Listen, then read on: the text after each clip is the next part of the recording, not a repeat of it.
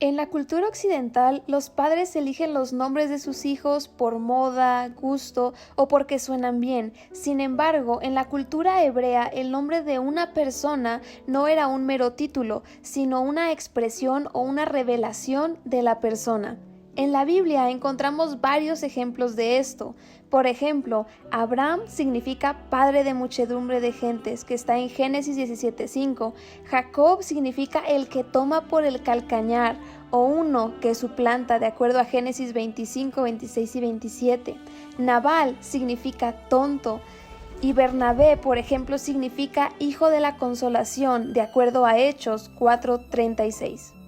Teniendo esto en cuenta, el nombre de Dios es inseparable a su persona y es una revelación fiel de Él. Cada nombre de Dios expresa alguna verdad acerca de su carácter y persona, es decir, que Él se deja ver y conocer por medio de sus nombres, y a través de estos podemos ver las muchas facetas de Dios y su personalidad. Los nombres de Dios en el Antiguo Testamento. El primero que veremos es Él. La palabra Él es uno de los más antiguos y comunes nombres de Dios que son empleados por los semitas. El significado exacto de esta palabra es incierto, pero denota poder, fuerza, grandeza y majestad. Este nombre se emplea 208 veces en las Escrituras, por ejemplo en el Salmo 19:1, Isaías 43:12. No era un nombre exclusivo de Dios de Israel, más bien era un nombre que se usaba con frecuencia en varias culturas, religiones, y se consideraba como un término genérico para hablar de un Dios. Sin embargo, esto no le quitaba el poder a Dios, ya que aunque otras culturas tenían sus dioses, Israel adoraba a Él, el único y verdadero. En la Biblia es muy común encontrar este término de Él en forma compuesta, con palabras que describen a Dios. Por ejemplo, el primero es El Shaddai. La palabra hebrea Shaddai se traduce a todopoderoso y denota el infinito poder de Dios. Esta fue la forma en la que se identificó por primera vez en Génesis 17:1. Aquí Dios se identifica como el que suple todas las necesidades de su pueblo, el omnipotente que tiene todo el poder para bendecir o para devastar. El Yon literalmente significa Dios Altísimo. Este nombre se usa como evidencia de su superioridad. En Génesis 14:22 dice: y respondió Abraham al rey de Sodoma: he alzado mi mano a Jehová Dios Altísimo, creador de los cielos y de la tierra. Además, este nombre denota la supremacía y la majestad indescriptible de Dios. Y esa palabra se emplea 31 veces en las Escrituras. Luego tenemos el Olam, que traduce Dios eterno. Este destaca la perdurabilidad y perpetuidad de Dios. En Salmos 32 dice: antes de que nacieren los montes y formases la tierra y el mundo, desde el siglo y hasta el siglo, tú eres Dios. Todo este pasaje expresa esa eternidad de Dios, señala su existencia desde antes que toda la creación y hasta el fin de los siglos. Y para cerrar con broche de oro, donde dice tú eres Dios, usa el término compuesto el Olam, es decir, Dios eterno. Y tenemos el Chai, que significa el Dios viviente. Como dice Deuteronomio 5:26, porque ¿qué es el hombre para que oiga la voz del Dios viviente, que habla en medio del fuego como nosotros lo oímos y aún viva? Ahora, nombres compuestos con Jehová o Yahvé. Tenemos Elohim. Este término se encuentra unas 3000 veces en la Escritura y su significado es Dios. Sin embargo, es diferente a Él porque es empleado para señalar su poder creador y su omnipotencia. Y Elohim es la forma plural de Eloah. Y los estudios consideran que al estar en plural hace más intenso su significado. Y esta es la idea de expresar la plenitud del poder que está en Dios. Ahora, el hecho de que Elohim es plural es muy importante y tiene dos posibles interpretaciones.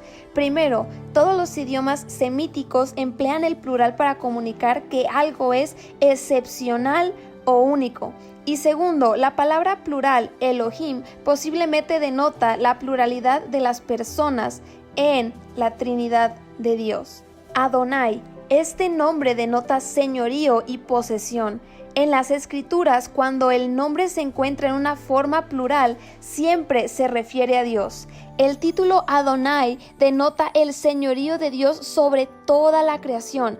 También comunica mucho acerca de la relación que existe entre Dios y su pueblo. Como el dueño y señor, Él se ha comprometido a sí mismo a cuidar de su pueblo, a suplir sus necesidades, y el nombre de Adonai aparece 456 veces en la Escritura con referencia a Dios. También es un término que quien lo usa demuestra ese respeto hacia Dios y lo está señalando como alguien de honor, de una posición elevada y superior, tal como lo podemos ver ahí en Isaías 10:16, que dice: por esto el Señor, Jehová de los ejércitos, enviará debilidad sobre sus robustos, y debajo de su gloria encenderá una hoguera como ardor de fuego. Este pasaje es un ejemplo de un texto en donde se le llama a Dios Adonai, o Señor. Yahweh es el nombre personal de Dios y el que más se emplea en las Escrituras, con 6,825 veces. En hebreo, el nombre se escribe YHVH. Aunque es incierta la verdadera pronunciación de la palabra, es probablemente Yahweh o Yahweh. El nombre denota la eternidad, inmutabilidad y la unicidad de Dios. Proviene del verbo ser o estar actuando, que se expresa en pasado, en presente y en futuro, es decir, el eterno. Para los judíos es el nombre incomunicable de Dios, ya que lo ven como un nombre sagrado y único de la deidad, como lo podemos ver en Levítico 24, verso 16. Para la cultura, esta era una norma y un mandamiento. No podían tomar el nombre de Dios en vano, y entró tanto temor de hacerlo que preferían no pronunciarlo. Algunas traducciones lo transliteran como Jehová. Este nombre también es especial porque junto con él Dios manifiesta muchas de sus promesas. Por ejemplo, Jehová Rafa, yo soy Jehová tu sanador. Este nombre se encuentra en Éxodo 15:26, donde Moisés declara las promesas de Dios a la nación de Israel, diciendo: si oyeres atentamente la voz de Jehová tu Dios, e hicieres lo recto delante de sus ojos, y dieres oído a sus mandamientos y guardares todos sus estatutos, ninguna enfermedad de las que envié a Egipto te enviaré a ti, porque soy Jehová tu sanador. Jehová Nisi, yo soy tu estandarte o tu bandera. Este nombre fue dado a Dios por Moisés en Éxodo 17:15, después de que Dios haya derrotado al ejército de Amalek. En los tiempos antiguos las tropas se unían alrededor de un estandarte o de una bandera en preparación para la guerra. La verdad que se comunica aquí es que Dios es el estandarte para su pueblo. Jehová Shalom, Jehová es paz. Jueces 6:24. Este nombre se encuentra y se comunica como uno de los más importantes aspectos de la relación que existe entre Dios y su pueblo. En este pasaje, Gedeón había visto la asombrosa revelación de Dios a través del ángel del Señor y estaba convencido que moriría. Esta verdad encuentra su más grande cumplimiento en el Señor Jesucristo, quien es la paz misma de los creyentes, como dice Efesios 2:14. Jehová Ra o Roy. Jehová es mi pastor. Este nombre se encuentra en uno de los más conocidos y amados capítulos en toda la Escritura, en el Salmo 23. Dios es el pastor de su pueblo. Él los ama, los alimenta, los guía y los guarda de sus enemigos, como dice Génesis 48:15, Génesis 49:24, Salmo 28:9 y bueno, entre otros. En el Nuevo Testamento, Dios está presente en Jesucristo como el buen pastor que dio su vida por las ovejas. Juan 10:11. Jehová Tzidkenu, Jehová justicia nuestra. El nombre se encuentra en Jeremías 23 del 5 al 6. En este texto Dios promete que el Mesías salvaría a su pueblo y reinaría sobre ellos con perfecta justicia. Esta profecía encuentra su cumplimiento perfecto en la persona de Jesús. Yahvé Sebaot, es decir, Jehová de los ejércitos. El título se refiere en primer lugar a los ángeles, pero incluye también la idea de que todo el poder divino o celestial que está a la disposición para suplir las necesidades del pueblo de Dios. Esto viene en Primera de Reyes 22:19 y podemos ver el nombre de Jehová de los ejércitos en Génesis 32:2, en Isaías 6 del 1 al 5, entre otros. Jehová Jireh, es decir, Jehová mi proveedor. Este nombre fue dado a Dios por Abraham en Génesis 22:14. En obediencia al mandato de Dios, Abraham ofreció a su hijo Isaac sobre el altar como un sacrificio, y antes de que Abraham pudiera matar a su hijo, Dios lo detuvo y proveyó un carnero en su lugar.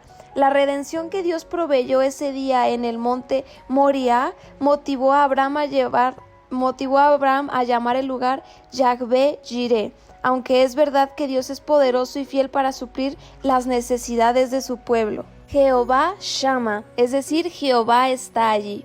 El nombre se encuentra en Ezequiel 48:35, donde Dios promete su presencia en la completa restauración de su pueblo en los últimos días. La presencia de Dios siempre ha sido una bendición muy especial para el pueblo de Dios. En Primera de Reyes 8 del 10 al 11, Dios bendijo a su pueblo por medio de llenar el templo con su presencia.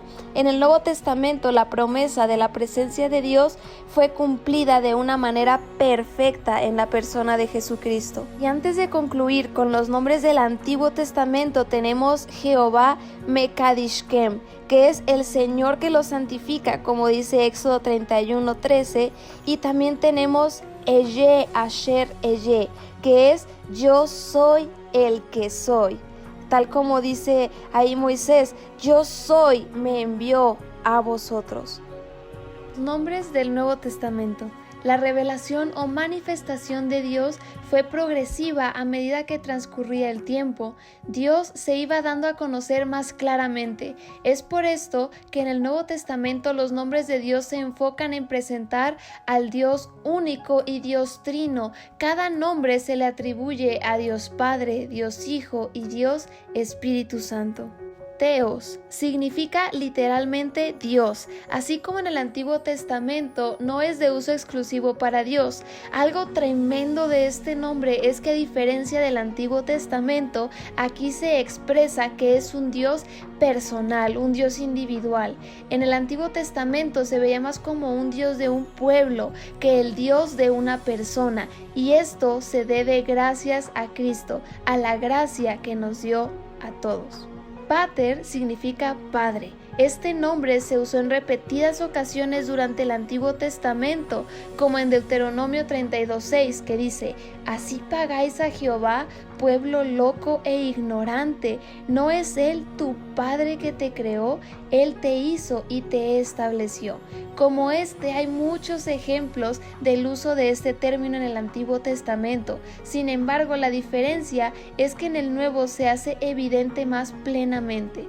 Quien se encarga de hacer este acercamiento a la paternidad de Dios es Jesús. Cuando Él se dirige a hablar con el Señor, lo hace de una manera más íntima y le llama Padre, cosa que en el Antiguo Testamento no sucedía. De hecho, Él le hace la invitación a sus discípulos a que cuando oren le llamen Padre, como en Mateo 6:9, que dice: vosotros pues oraréis así: Padre nuestro que estás en los cielos. Otro ejemplo está en Marcos 14:36, que dice: y decía: Abba Padre, todas las cosas son posibles para ti. Aparta de mí esta copa, mas no lo que yo quiero, sino lo que tú quieres. Este pasaje es bien especial porque muestra el término exacto que usaba Jesús para llamar a su Padre, que era Abba, que es traducido como Padre, pero la diferencia es que está en arameo. Otra persona que también solía hacer uso de este término es Pablo, por ejemplo en Gálatas 4:6. Finalmente tenemos Kyrios. Para los griegos la palabra Kyrios podría referirse a un hombre de alta posición y poder o un ser sobrenatural. Viene del término Yahweh, que busca expresar que Dios es el principio y el fin, el primero y el último, el alfa y el omega. En Apocalipsis 1:8 dice: yo soy el alfa y el omega, el principio y fin, dice el Señor, el que es y que era y que ha de venir, el Todopoderoso. Es decir, es un nombre que no se aplica solo a Dios, sino también a Cristo. Y la palabra se emplea 640 veces en el Nuevo Testamento en referencia a Dios. Es significante que la palabra Kyrios se emplea sin reservaciones con referencia a Jesús.